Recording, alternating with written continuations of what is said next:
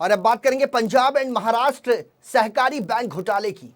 इस मामले में लगातार सियासत भी उबाल मार रही है और अब तो इसमें पीड़ित खाता धारकों के मौत की भी खबर सामने आने लगी है। ताजा कड़ी में 2 मौत की खबर सामने आई, जिसमें आर्थिक राजधानी मुंबई के ओशीविरा इलाके में रहने वाले गुलाटी परिवार पर मुसीबतों का पहाड़ तब टूट पड़ा जब उस घर का मुखिया संजय गुलाटी हार्ट अटैक का शिकार हो गया। महाराष्ट्र सहकारी बैंक के ग्राहकों को अपनी मेहनत की गाढ़ी कमाई डूबने का डर सताने लगा है।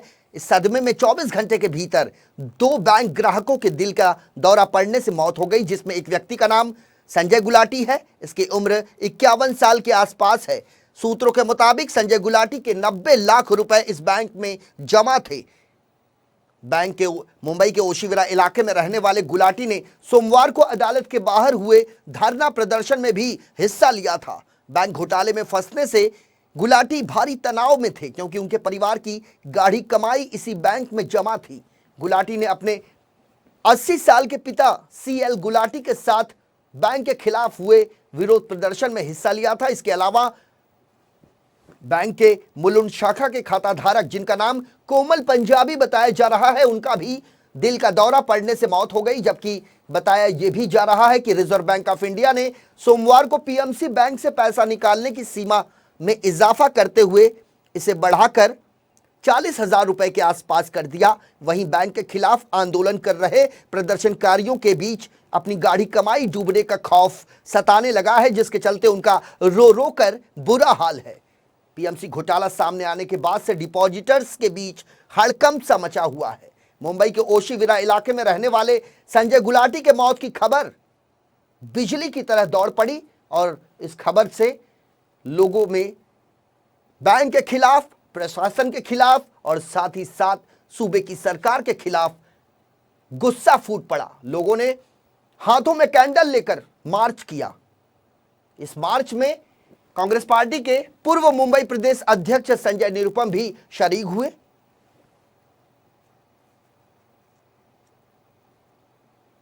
आपको बता दें कि इससे पहले महाराष्ट्र के मुख्यमंत्री देवेंद्र फडणवीस ने भी बैंक के पीड़ित खाता धारकों को यह आश्वासन दिया था कि उनके द्वारा जमा की गई रकम उन्हें जल्द मिल जाएगी और जल्द ही इस मामले में महाराष्ट्र सरकार कोई बड़ा फैसला ले सकती है। मेरी संवेदनाएं पूरी उनके परिवार के साथ हैं और मैं ये बता रहा हूँ आपको कि ऐसे और हादसे होंगे। अगर इस तरह से सिलसिला चलता रहा ना, और हादसे होंगे, तो जिम्मेदार लोग जितने भी हैं ना, सचेत हो जाएं, समझ जाएं बातों को, क्योंकि हद होती है, सहन शक्ति की भी हद होती है। हमारे खुद के अकाउंट्स हैं, हमारी सोसाइटियों के अकाउंट्स हैं। मुझे बताइए कि हम लोगों को सैलरी कैसे दें? जो रोज़ काम करने वाले वॉचमैन, हम उनको सैलरी कहाँ से? देखिए, 1 लाख अमित शाह क्या देंगे? वो तो इंश्योरेंस अमाउंट होता ही है। अमित शाह के कहने से अगर होना होता तो वो तो 2 मिनट में प्रॉब्लम सॉल्व करेंगे, क्योंकि बड़ी बड़ी प्रॉब्लम तो वो 2 मिनट में ही सॉल्व कर रहे हैं।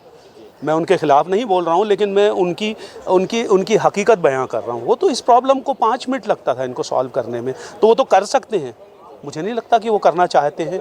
और 1 लाख रुपए दे के कोई एहसान तो नहीं कर रहा है यहाँ पर, क्योंकि 1 लाख रुपए एक इंश्योर्ड अमाउंट है, वो आपको मिलना ही मिलना है। चलिए ये पहले दे देते। अब क्या अनाउंस कर रहे हैं? धीरे धीरे क्या कर रहे हैं, क्या चाहते हैं? 1,000, 10,000, 25,000, 40,000, ये क्या कर क्या रहे हैं आप? कि ये कौन सी आपकी नीति है? ये कौन सा रिजर्व बैंक किस वे में काम कर रहा है? मुझे समझ में नहीं आता। और कहते हैं कि रिजर्व बैंक जो है वो ऑटोनोमस बॉडी है, अलग बॉडी। क्यों भाई? उसका गवर्नर कौन अपॉइंट करता है? गवर्नमेंट ही तो अपॉइंट करती है। तो आपके अंडर में, क्योंकि अमेरिका के अंडर में, वो कनाडा के अंडर में या इंग्लैंड के अंडर में है, आप ही के अंडर में है ना। आप बैठ के सॉल्व करिए। आप सॉल्व करना चाहें तो 10 मिनट में सॉल्व कर सकते हैं, क्योंकि आप सॉल्व नहीं करना चाहते। हमेशा कितने लोगों के मरने के बाद ही क्यों जागती है?